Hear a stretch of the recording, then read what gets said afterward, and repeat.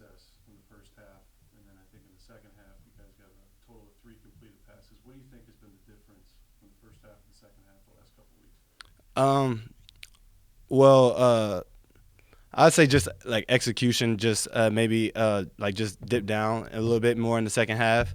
But I don't think there's really an answer to that. But I think we just need to stay steady and just continue to trust the process and trust our eyes and what we see, and trust our fundamentals really, and that'll lay over into the second half. And just staying consistent. I'd say that's the main thing. Has there been any difference in how Athan's performed, you felt, over the last couple of weeks? Yeah, Athan is, he continues to prepare better and better every week. He is going out there playing confidently, and he's trusting himself, and he's trusting us, and we're all going out there and executing in a high better fashion.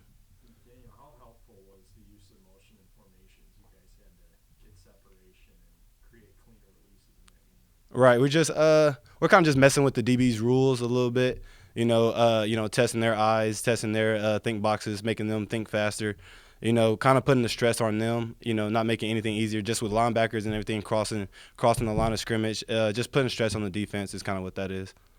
What was that moment like when you saw Elijah get his first touchdown here? No, I was ecstatic. My brother, he's been working hard and since he's been here in the spring, and it's really nice to finally see that come into fruition with a play like he made like that. I don't think he caught a pass in like maybe the past 2-3 weeks, but to make a play at that, at a high level in that moment is what we need. How quickly were you able to put that loss in the past? I mean, the win in and everything. Right. We come in Sunday. We learn from it, win or loss. It always gets behind us after that Sunday meeting. We see how we won or we see how we lost, and we go about correcting those things. And then it's a short memory, as any player or as any team should have short memory, so we can go on and be 1-0 in the Purdue season. What do you think of the similarities and differences between last week against Illinois and now Purdue, with obviously defensive coordinator being almost the same? Right. Yeah. Kind of going into we knew that it's very similar. The defensive coordinator went over and now is at Purdue really. But yeah, you see a lot of cover one, cover two. So yeah, it's a layover from last week, and so that makes it I guess a little bit more ease of mind knowing what we're gonna get. What are some of your overall impressions of Purdue's defense as you've been studying them this week? They got some really great edge pressures. They run single high a lot, and wideouts have to be on our game. Man coverage, you versus the man next to you. So, win every battle 1-0 and every snap. Does it just make it more important to just keep your breaks off the line of scrimmage so you kind of create that separation? I wouldn't say it makes it more important, but it is more keyed. Knowing like and man is 1-on-1, you have to beat your man, and I'd say with you kind of that's where a little bit more creativeness come into play, and within the receiver play, kind of 1-on-1, you have to beat your man, across from you, and you got your route and your guidelines, but the way you do it can look different, rep to rep. What do you take away from playing at Purdue 2 years ago?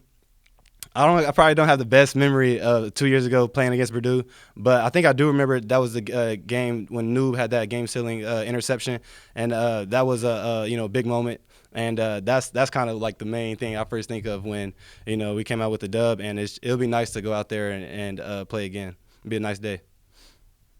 Daniel, watching you guys play and the run blocking and the perimeter from the receiver stands out. What do you guys do that gives you an edge in the run blocking side of things? I truly believe it's a mindset. It's taking the man's will across from you, and I mean you see in practice plenty of players are capable of doing it, but are you willing to do it? That's the question. And if you can go out there and instill your will onto another player, and that's our mindset, then we'll go about it and do it every play.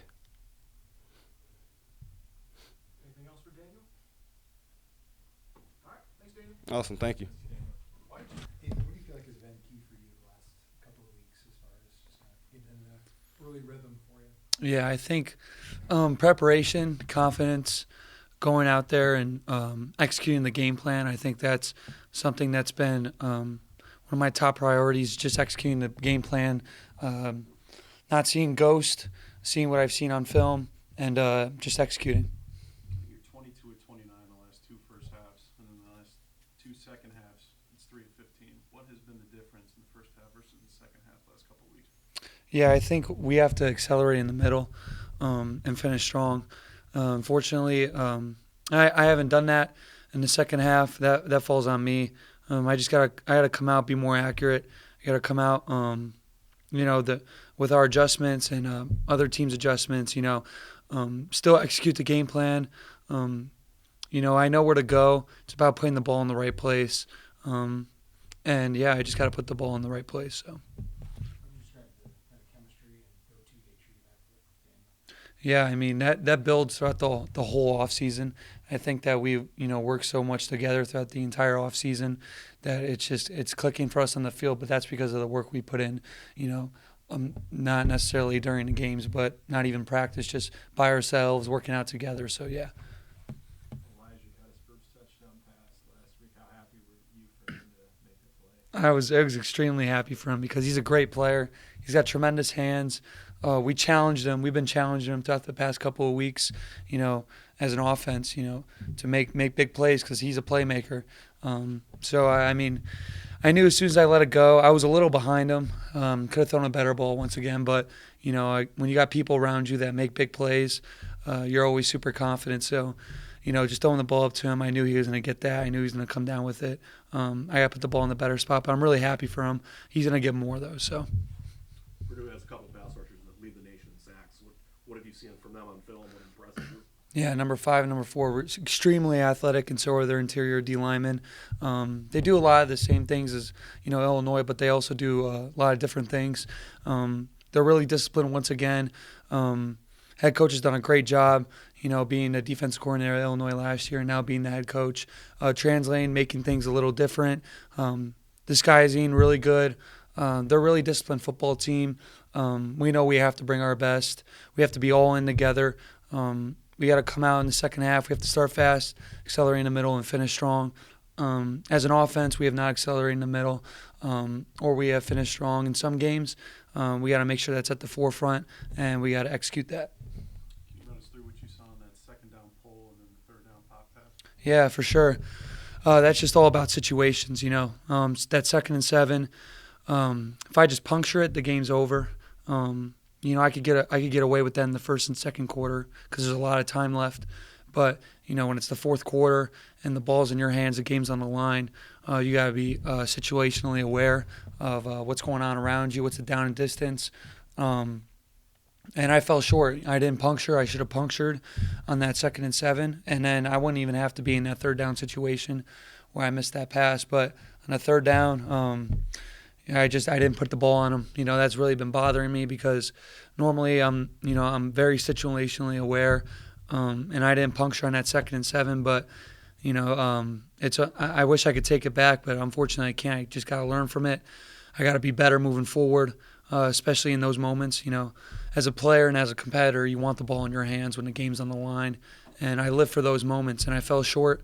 So, it's been something I've been constantly thinking about, going over in my head. It's just, being better about the situations and just learn from it.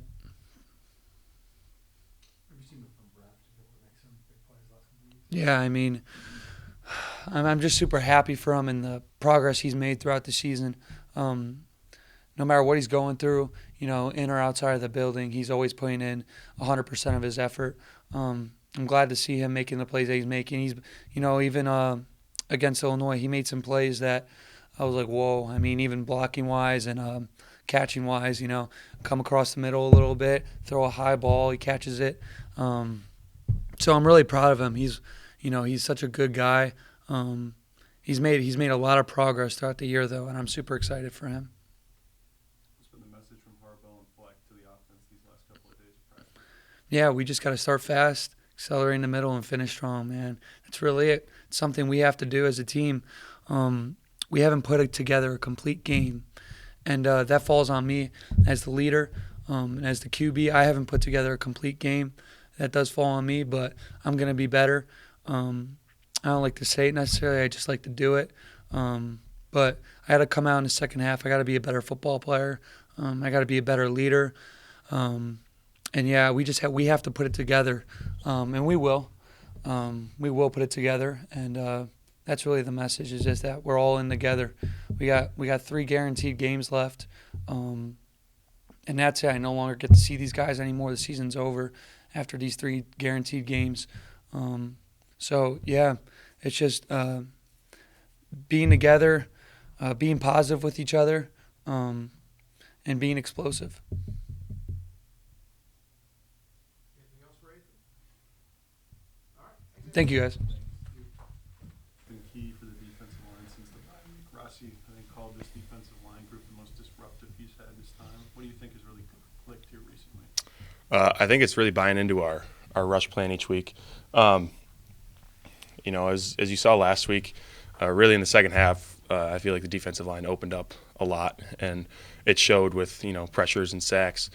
And going into the bye week, we knew that we had kind of gone a little flat, and going in there, Coach Debo kind of took a different approach at how we're going to approach each week, and we've done a lot better with tracking what quarterbacks are going to do, what offensive lines we're going to do. Obviously we do that anyways, but kind of getting deeper into that, and then just trusting it and going out and doing it on Tuesday and Wednesday practices and being able to see that show up, because what we've seen is that if we don't do something in practice, it usually doesn't show up in the game. Like no matter how much you coach it, if we don't go out and emphasize it and be detailed and intentional about it in practice, it typically doesn't show up in the game. And last week we were intentional about things in practice and how we rushed the quarterback, what needed to happen in order for us to get home, and as you saw it, it showed up at a higher rate in the game last week. How would you describe what Joss said that to last week, the rush plan? Mm-hmm. What does that look like, and how much does that vary in a given week? It's very detailed. I won't get too detailed into it, but it's a very detailed plan on what we need to do to win. Not only win as a defensive line, win on our rushes, but also win the football game. What we need to do as a defensive line in the passing game in order to help the team win the football game. And so it's not necessarily always geared towards this is what you need to do to get a sack. This is what we need to do to put us in the best situation in this play call to be successful. So a lot of things go into it. There's a lot of research and scouting and film study behind it. But our whole defensive line staff does a really good job of putting it together, putting it in a format that is easy for us to see, like, oh, that's what we need to do, and this is what will happen when we do that. So You got that third down sack on their last drive. Could you take us through that? yeah, we were obviously they had the field to drive, and we had been getting after them in the previous couple drives. We opened up the half. Ja was able to go out and win on his rush, get a strip sack, and it kind of just carried. I feel like for most of the second half, and we were in a certain call which allowed me to, when the quarterback got outside the pocket, to trigger, and I was able to do just that. Anthony beat me there on the sack in the fourth quarter on that third down. With knocking the ball out, so got him his first sack. But we were able to get ball on the ground, quarterback on the ground, live to see another play. Yeah, you guys have saw a lot of gap scheme with pullers this year. What has helped you guys develop consistency and fitting that up? Seeing it from our offensive line, we've got the luxury of being able to go against a good running offensive line, and we use that to our advantage as a defense, to where we'll get gap schemes from our offensive line. And all through the off season too. We practice these things. We know typically which teams are going to give us gap scheme on a heavier basis than other teams.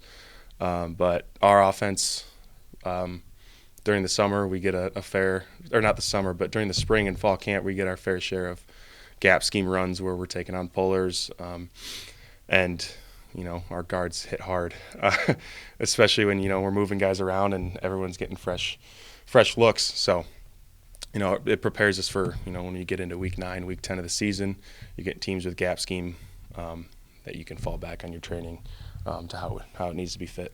What have you learned from Coach Don Carter as he's worked more and more with Russians? He's very smart. You know, he's got a lot of knowledge behind what it takes, and from his past, he's been in a number of roles, whether it's interim head coach or defensive line coach.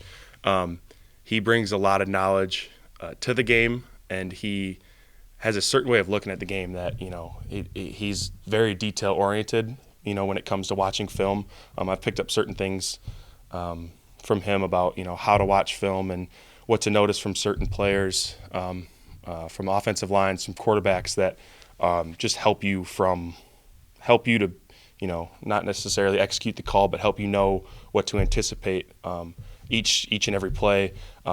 He's helped with a lot of situational studying as well, where putting all your keys and all your tips together to be, I guess they can really only run this many or this type of play out of this and this and that. So he's got a wealth of knowledge that has only helped the defensive line room. So. John was up here last week talking about last year. He just felt like he was kind of running around out there. Mm-hmm. How have you seen him kind of become a smarter player? He is starting to literally, I think Coach Fleck said it, literally turn the corner when it comes to rushing the passer, and it seems like it didn't take a whole lot. It doesn't seem like maybe if you're just watching on the TV that a whole lot's changed, but the way he's approached the off season this past year, and even since our bye week, the way he's approached how he's rushing, and you're starting to see him show up a lot more. Sky U Jaws getting yelled a lot more in the stadium, and he's starting to put everything together. Sometimes in his rushes he'll get a great get off, and he'll forget the reach, and sometimes he won't get a great get off, and he'll finish with the reach, and because of the get off it just wasn't there, and now you're starting to see him consistently put the get off, the move together, and then reaching at the end, and that's why you're seeing him get home at such a high rate, get pressures at such a high rate, and teams are starting to game plan around solely Ja because of how dangerous he is off the edge, with how fast he is and how dangerous he is off that edge. It's great to see, honestly. I love seeing Ja. Just sometimes it baffles me in practice when he just takes off and linemen don't even get a hand on him. I'm like, I don't know how you do that, but keep doing it. Anything else for Dan? Thank you, guys.